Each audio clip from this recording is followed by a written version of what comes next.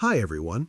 In this tutorial, I'll show you how to optimize Windows 10 using a built-in tool that helps improve performance and free up space. Over time, Windows stores temporary files and system data that you no longer need. Cleaning these up can help your computer run smoother and more efficiently. To get started, press the Windows key on your keyboard to open the Start menu. Next, type Disk Cleanup into the search bar, then click the Disk Cleanup app from the results. If prompted, select your main drive, usually labeled C, then click OK.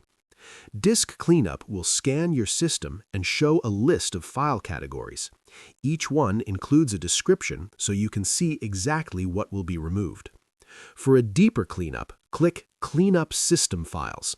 This allows Windows to remove additional system-related files safely. Once you're ready, check the boxes for the files you want to delete, then click OK and Confirm.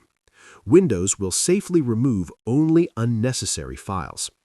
And that's how you optimize Windows 10 using Disk Cleanup. Doing this regularly helps keep your system fast, organized, and running smoothly. Thanks for watching.